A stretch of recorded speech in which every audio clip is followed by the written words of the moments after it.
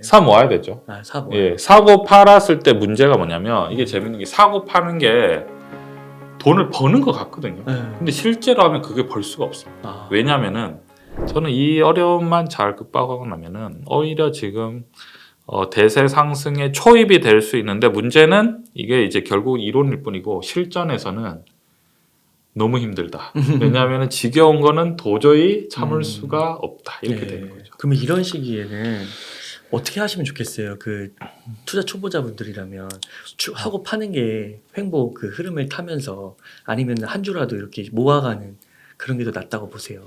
과거에 이제 제가 투자 경험을 살펴보면은 서브프라임 때를 이제 예를 들면은 과거에 제가 이제 제가 생각할 때는 파산할 수 없는 기업들로 주식을 사서 투자를 했지만 고점 대비해서 거의 마이너스 60, 70%가 다 났었거든요.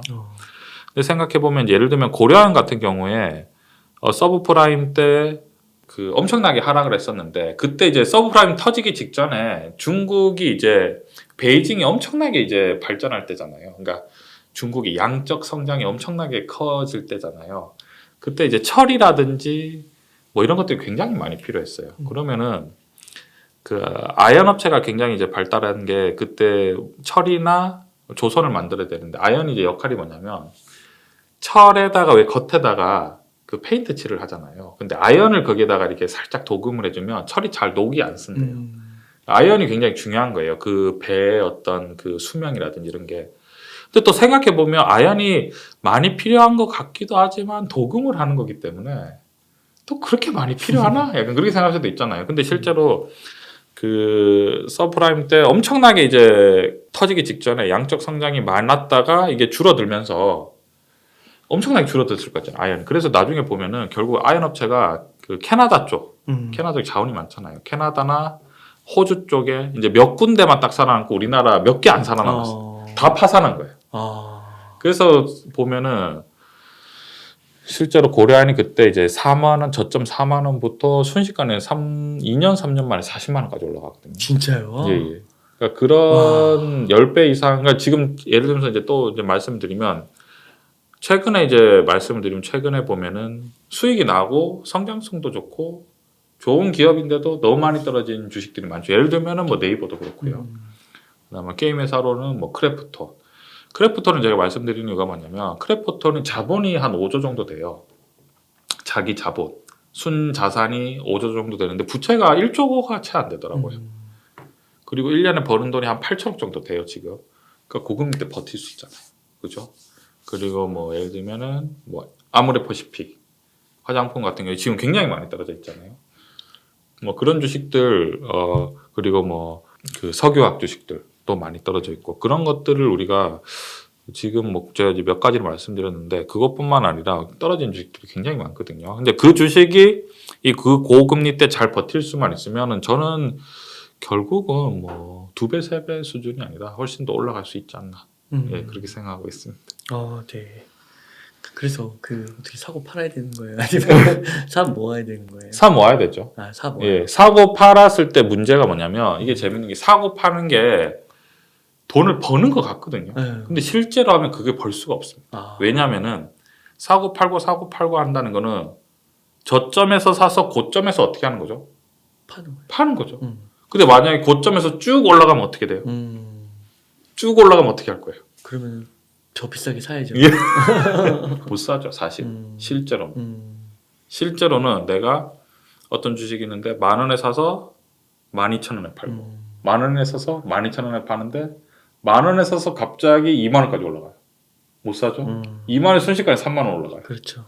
아까 그래서 제가 1,000,000원에서 최대로 손실을 볼 수 있는 게 1,000인데 올라갈 수 있는 건 한계가 없다라고 말씀드리는 게 그런 관점이죠. 그래서 사실은 사고 파는 것보다는 지금 같은 경우에 좋은 기업들, 그러니까 현금 흐름이 나고 부채가 많이 없는 기업들을 어떤 종목이 있을까 하고 잘 지켜보는 게 굉장히 좋은 관점인 거죠. 그렇군요. 그러면은 몇몇 전문가분들은 내년에 경기 침체가 온다고 하잖아요. 예. 그래서 실물 경제가 내년부터 정말 어려워질 거다. 예. 근데 그런 거랑 상관없이 주가는 예. 움직일 수 있는 건가요? 상관이 없는 게 아니라 이제 주식 같은 경우에는 투자 쪽 관련이잖아요. 그러니까 선행지수보다 훨씬 더 빨리 움직일 수밖에 없는 게 투자를 할 때 이러는 거죠. 자, 여러분 보면 금리가 이미 4%까지 올라갔잖아요. 그러면 사람들이 버티다 어떻게 되는 거죠? 이제 힘들어지는 거죠. 그러면 이제 실물 경제는 파산이잖아요. 네. 그럼 실물 경제가 파산을 하고 사람들이 너무 힘들면은 금리를 더 올릴 수 있을까요, 없을까요? 못 올리죠. 못 올린다 생각하는 거예요. 오히려 이게 금리가 올리는 게 아니라 어떻게 보면은 내릴 수도 있겠네. 그렇게 생각하는 거죠. 그럼 실물은 파탄인데 실물은 파탄이지만 투자자들은 먼저 들어가는 이제 더 사야 되나? 이제 화폐를 보는 거죠. 화폐. 그런 관점인 거죠. 그래서 경기가 침체가 오느냐 안 오느냐의 문제가 아니라 이제 투자자들 같은 경우에는 과연 금리를 얼마나 올릴 것인가. 그리고 이 금리에서 과연 신용 경색이 올 건지 안 올 건지. 근데 만약에 실제로 신용 경색이 와도 알짜 투자가 있는지 없는지 그거에 대해서 이제 판단하겠죠. 그런 관점. 그러니까 미래를 예측하고서 좀 먼저 움직인다. 그렇게 보면 될까요? 미래를 예측하고 움직이는 게 아니라 그 화폐의 어떤 한계점을 보는 거죠. 화폐의 한계점. 그러니까 결국은 금리가 더 올라갈 수 없다는 거는 상대적으로 어떻게 된다는 거죠? 금리를 낮춘다는 거잖아요. 그렇죠. 그러면은 보면은 아까 말씀드렸지만 한계 기업은 파산하겠죠. 근데 아까 전에 고금리에 버틸 수 있는 기업들은 어떻게 될까요? 결국 더 이제 잘 되겠죠. 금리를 낮추면 유동성이 또 풀리는 거잖아요. 그럼 다시 흡수하면서 더 올라가게 되는 거죠. 그런 관점인 거죠. 그렇구나. 그러면 지금은 약간 그 분야의 1등 주식을 사는 것도 1등 주식이라기보다는 더 구체적으로 표현하면 망할 수 없는. 망할 수 없는. 그러니까 고금리가 만약에 금리가 최대 미국 기준금리가 6에서 7%까지 올린다고 해도 1년 정도를 버틸 수 있다. 1, 2년 정도는 버틸 수 있다라고 생각하면은 투자로 나쁘진 않죠, 사실. 예. 그러니까 이게 혹시 지금부터 이렇게 사는 게 좀 이른 타이밍이 아닐까. 조금 더 약간 6개월 정도 흐름을 지켜보라고 하셨잖아요. 그래서 조금 더 지켜보다가 뭐 예를 들면 한 3개월 아니면 6개월 예. 그때 들어가는 거죠. 지나서. 근데 이게 투자를 하다 보면 우리가 항상 주식 투자를 하면 타이밍에 대해서 생각을 많이 하거든요. 근데 그 타이밍이라는 거는 굉장히 어려운 게 뭐냐면 어떤 느낌이냐면 우리가 우리가 늘 주식 시장이라고 부르잖아요. 시장이라고. 사실은 우리가 주식을 자꾸 투자한다라는 생각을 이제 하는데 사실은 조금 더 엄밀히 말하면 주식을 쇼핑하는 거죠. 저희 입장에서는. 왜냐하면 사고 언제든지 팔 수 있잖아요. 그죠? 쇼핑을 하는 건데 어떤 말씀 드리고 싶냐면 우리가 어떤 물건을 살 때 시장이 만약에 매일매일 이렇게 놀러 간다 생각을 하면은 좋은 물건을 쉽게 살 수 있잖아요. 근데 내가 만약에 오늘 어떤 물건을 한꺼번에 왕창 엄청나게 많이 사야지라고 생각을 하면은 그게 잘 될 가능성보다는 사실은 잘 안 될 가능성이 굉장히 큰데 그래서 저는 어떻게 말씀드리고 싶냐면 타이밍을 노려서 최저점에서 주식을 사고 팔고 이렇게 하는 것보다는 좋은 주식이 있으면은 꾸준히 사는 게 훨씬 더 좋다라고 생각을 해요. 그러니까 적절히 그러니까 우리가 시장에서 쇼핑을 우리가 시장 그때그때 다르잖아요. 예를 들면 시장에 어떤 날은 가면은 뭐 과일을 엄청나게 세일할 수도 있고 어떤 날은 가면은 뭐 이제 육류 고기를 엄청나게 세일할 수도 있고 그때그때 가서 조금씩 사올 수 있잖아요. 그래서 어떤 타이밍보다는 포트폴리오를 내가 안정적으로 투자할 건지 아니면 성장 쪽으로 투자할 건지를 잘 결정해서 그러니까 안정과 성장은 굉장히 심플하게 구별을 할 수 있어요. 지금 고금리 때는 어떻게 구별할 수 있냐면 배당을 주느냐 안 주느냐 그걸로 이런 게 예를 들면 이거죠. 삼성전자나 현대차나 포스코 같은 경우에는 배당을 주잖아요. 그리고 KTNG 그리고 그 통신주는 배당을 주죠. 보세요. 좋은 주식이긴 하지만 네이버, 카카오 플랫폼 배당을 주지 않죠. 바이오도 배당을 주지 않죠. 2차 전지도 배당을 주지 않죠. 게임주도 배당을 주지 않죠. 그렇죠. 이런 식으로 내가 과연 안정적으로 투자할 것인가 성장주로 투자할 것인가 이런 것들을 잘 구분을 해서 적절하게 포트폴리오를 짠 다음에 조금씩 사는 거예요. 왜냐하면 어떨 때는 성장주가 더 많이 떨어질 때도 있고 어쩔 때는 안정 주식이 더 많이 떨어질 때도 있고 그러니까 싸게 사면 좋잖아요. 조금씩 사다가 이제 아까 말씀드린 금리가 떨어지면서 이제 쫙 올라갈 때를 천천히 지켜봐도 나쁘지 않다라고 생각합니다. 그러니까 그 포트를 쭉 깔아 놓는 거네요. 일단. 그렇죠. 그게 제일 중요하죠. 망하지 않는 그 그렇죠. 기업들을. 그리고 이게 이제 그 할인되는 그게 각각 다르니까 예, 맞습니다. 많이 할인됐을 때 그런 걸 조금 더 이렇게 사고 그렇죠. 쇼핑한다, 그러니까 이렇게 모아간다 생각하는 거군요. 계속. 그렇죠. 아까 저희가 이제 웅달님께서 아까 이제 슬쩍 네이버 쌀 때 좀 사놨다 그렇게 말씀해주신 것처럼 그때 이제 싸질 때가 있잖아요. 네. 지켜보다 보면은 언제든지 또 주식이 이제 싸질 수 있기 때문에 그냥 이런 거죠. 예를 들면은 나는 이 주식이 너무 많이 싸져서 많이 샀다. 그래서 뭐 내가 만약에 투자금이 100인데 뭐 한 20 정도를 한꺼번에 확 샀다. 근데 이게 너무 빨리 급등한 거예요. 그러면은 조금 정리해야 돼. 그러니까 이거를 다 정리하는 게 만약 20이면 한 10 정도를 정리해 주는 거죠. 그걸 왜 정리하냐면 사실은 들고 있는 게 더 좋은데 올라갔다가 떨어지면은 속이 너무 상하잖아요. 그럼 건강에 안 좋죠. 일단 우리는 건강을 더 중요시 여기는 스타일이기 때문에 굳이 그렇게 뭐 수익이 난데도 스트레스 받을 필요는 없잖아요. 근데 그러면 20을 내가 20%를 샀는데 수익이 났기 때문에 한꺼번에 다 판다. 이러면 이제 타이밍 매매인데 내가 물량을 조절하겠다. 이거는 뭐 아주 바람직한 투자라고 볼 수 있죠. 그 급등했을 경우에는 그렇죠. 일부 좀 덜어내도 괜찮다. 그렇죠. 그거는 뭐 재밌는 거죠. 네. 그 아까 그 이제 주식 시장을 좀 얘기해 주셨는데요. 네. 그 부동산 시장 흐름은 예. 지금 꺾이고 있잖아요. 그렇죠. 근데 부동산 시장은 이렇게 주식 시장처럼 주식 시장이 올라갈 때 예. 따라서 올라가거나 그러지 않나요? 이게 움직이는 예. 그게 다른 건가요? 형태가? 부동산 같은 경우에는 이제 웅달님하고 과거에 저희가 한번 얘기했었는데 제가 이제 어떤 말씀드렸냐면 최근에 10년 정도 삼성전자가 그때 한 10배 정도가 이제 상승을 거의 이제 했다라고 이제 말씀을 드리면서 삼성전자가 10배 이상 상승을 했기 때문에 당연히 삼성전자의 어떤 주변에 있는 그 주택 가격은 5배 이상 정도가 충분히 올라갈 수 있다라고 이제 그때 한 번씩 한번 말씀드린 것 같은데 최근 같은 경우는 이제 금리가 올라가지 않습니까? 금리가 올라가면서 기업들 자체도 이제 다 힘들어지는 상황이 되는 거잖아요. 그러니까 금리가 올라간다는 거는 간단하게 말하면 현금의 가치가 귀해지는 거죠. 이제 참 이것도 어려운데 그때마다 다른데 혹시 1년 전만 해도 이런 얘기가 있었거든요. 현금 쓰레기. 이제 현금을 놔두면은 캐시 이즈 트래시. 현금을 놔두면 큰일 난다. 어떻게 해서든지 빚을 내서 뭐 저금리 때는 그게 통하는 거죠. 그럴 때는 사실은 현금이 쓰레기다. 이렇게 되는 상황에서는 투자할 수 있는 수단이 그나마 안정적으로 보이는 게 부동산. 그렇잖아요. 그 다음 순위가 금.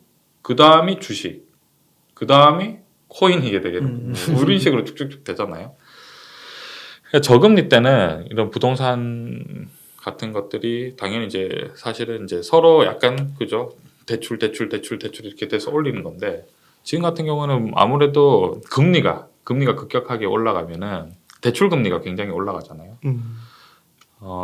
그런 게 이제 좀 힘들 수가 있는 거죠. 그래서 당분간은 뭐 부동산은 굉장히 심플합니다. 금리가 올라가면은 그 이자를 감당할 수 있는 한계치가 예를 들면 저는 어떻게 생각하냐면 과거에는 사실은 그러니까 이제 제로 금리 시대 때는 10억이라는 돈이 저는 그렇게 사람들이 느꼈을 때 어렵지 않은 금액이라고 생각을 해요. 왜 이제 10억이면 큰 돈이잖아요.